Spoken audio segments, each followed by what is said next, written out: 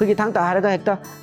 ꯌꯥꯟꯅꯕ ꯂꯥꯟ ꯑꯣꯏꯅ ꯅꯩꯅꯕ ꯑꯗꯨ ꯅꯠꯇꯦ ꯃꯁꯤꯒꯤ ꯃꯅꯨꯡꯁꯤꯗ ꯗꯤꯁꯤꯄ꯭ꯂꯤꯟ ꯏꯃꯥꯗ ꯀꯔꯤ ꯆꯠꯀꯅꯤ ꯏꯄꯥꯗ ꯀꯔꯤ ꯆꯠꯀꯅꯤ ꯇꯣꯉꯥꯟ-ꯇꯣꯉꯥꯟꯕ ꯑꯦꯡꯒꯜꯁꯤꯡꯗ ꯗꯤꯁꯤꯄ꯭ꯂꯤꯟꯁꯤꯅ ꯌꯥꯝꯅ ꯃꯔꯨ ꯑꯣꯏꯅ ꯗꯤꯁꯤꯄ꯭ꯂꯤꯟ ꯊꯛꯁꯤ ꯈꯥꯁꯤꯁꯦ ꯑꯩ ꯊꯧꯒꯜꯂꯣꯟ ꯕꯦꯕꯥꯔꯁꯤ ꯈꯪꯗꯕ ꯇꯥꯔꯒꯗꯤ ꯈꯨꯗꯤꯡꯃꯛ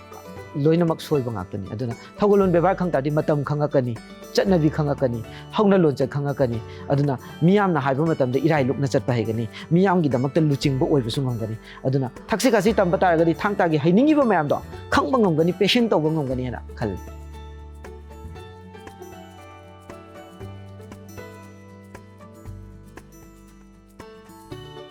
ꯑꯩ ꯏꯁꯥꯃꯛ ꯑꯉꯥꯡꯕꯝ ꯀꯦꯁꯣꯔꯖꯤꯠ ꯁꯤꯡ ꯑꯩ ꯊꯥꯡ-ꯇꯥꯒꯤ instructor ꯑꯃ ꯑꯣꯏꯅ ꯂꯩꯖꯔꯤ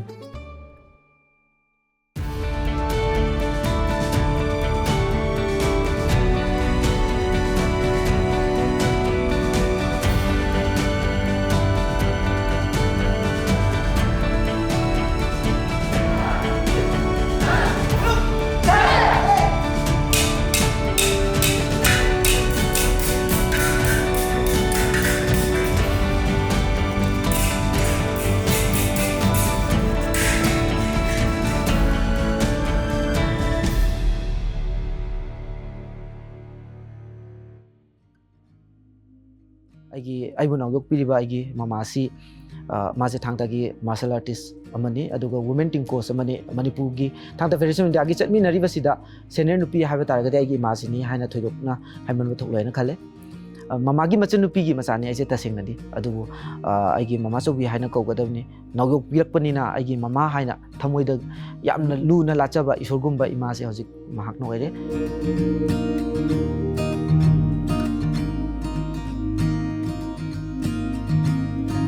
ꯑꯩꯒꯤ ꯃꯃꯥꯅ ꯆꯣꯡꯉꯝꯃꯤ ꯑꯩꯒꯤ ꯃꯃꯥꯅ ꯇꯧꯔꯝꯃꯤ ꯍꯥꯏꯕꯒꯤ ꯃꯃꯥꯒꯤ ꯃꯇꯨꯡ ꯏꯟꯅꯕꯒꯤ ꯍꯩꯅꯥ ꯇꯨꯡꯏꯟꯕ ꯍꯥꯏꯗꯨꯅꯤ ꯑꯗꯨꯕꯨ क्लास 8 की मतुंगदा ऐसे आर्मी सिंगी तोंगा परफॉर्मिंग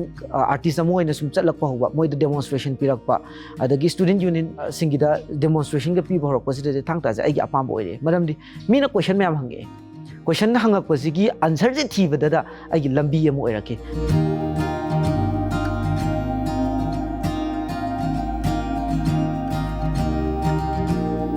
थांगता माई हानदगी ओलकपा तारगसु का हेन ओंजिनगिबा आइगी टर्निंग पॉइंट अमो ओइगिबसि आइगी मरु ओइना आइगी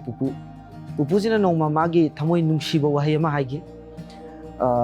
ब्रिटिशना थांगता थिंगबा मतमदा फौरा मरिगी करकता थांग तम्मी हाय मतमदुदा थांग खुलाई पाइबा यादबा हाइतारे अदुंबगी वरिदो इपुना माना मोनखांग वरि ओइना पिलोटो तौरकांदा पुपुना वरिसे लिबिरमे अइंगोंदा आइदी यामना sentiment ओइना मपी तागिबा हाइतारे angang oina pungning nungsi na mana wari libi oigi budo sahi nifung doi mulaba thangta do nifung doi amuka tamako taragadi susoi sodana amuka han hingdalakani nang mamagi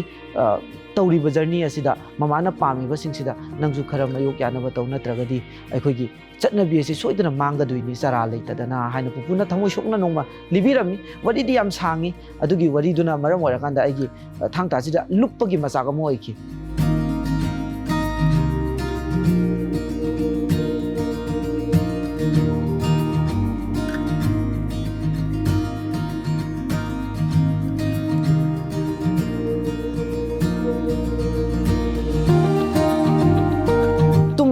हौगलपदगिना नुंदांगी तुम्बा अमा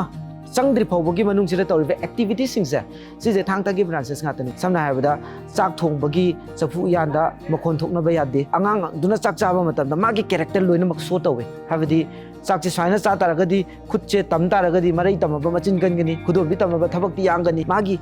character मैमसे सिजे study तौबगी पोसक अमा ओय अदुगा पाइपुगी हक्तक्तगी हौरकपा चटनलोन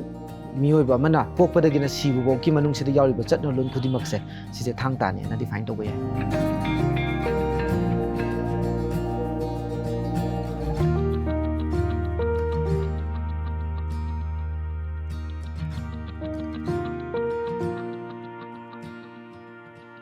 इसागी ओइनदी थांगतासे protective skill अमने हादि defence की अखोइना इसाने इसाबु ngaktokjanaba यामना हैरबा थांगतागी field सिदा चलुरबा तारगदी कैदोंद खननिंगबा लेरोय मरमदि अखोइगी stage अमा लै stage अमा Meena हरकपा तारगदी मीदो ओनसिनरुनु mabu themjinbigadaबनी यादaba तारबा mabu nathaibiramga tunghalaga chatpa tabani aduga masida yadaba taragadi mana pamido pigadabani kaina le adu hojik normally tongnari jiri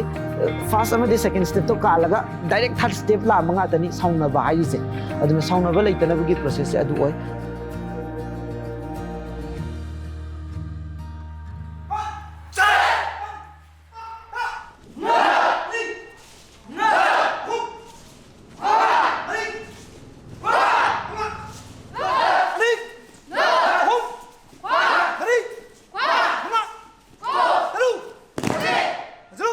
हानगा यंगरुबा मतमददी हजिकसे मणिपुरगी लैरिबा थांगतागी रिविटलाइजेशन से मनिंग हलपनाते मांगजिन थारइबनी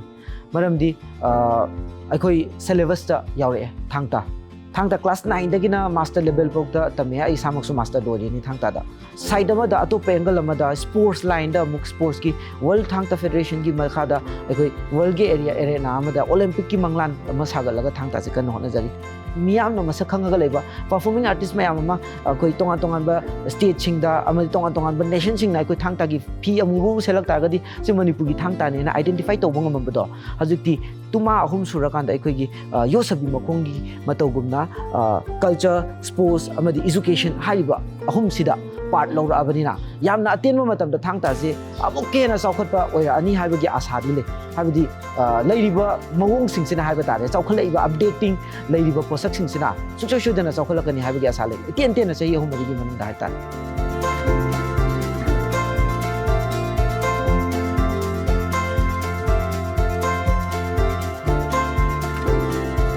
2016 dagi aise school da sum syllabus ta follow tok da vida kamaina toroga thangta se angang sing da hen gedagi haibigi asa da sum aikoga chungminna ba sanamina ba haitare sanamina ra batung da 2017 dagi di hairiba manipur da bosem na lobiri ba HSLC examination sida thangta gi examination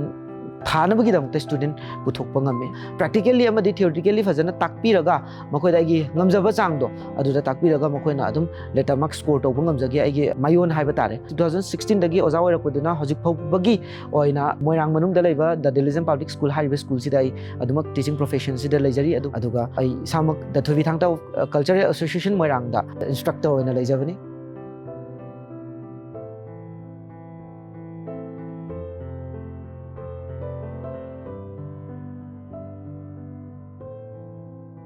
I hopes and dreams si ai Manipur gi oina ai samaksu youth ni aduga tongan tongan ba youth singbu aina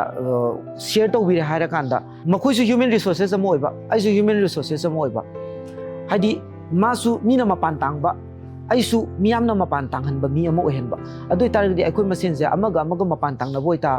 ngamakpa matam du chawkhalak ba oigani habigi asada human resources mayam bu semba ngamba human resources amo oigi habigi asale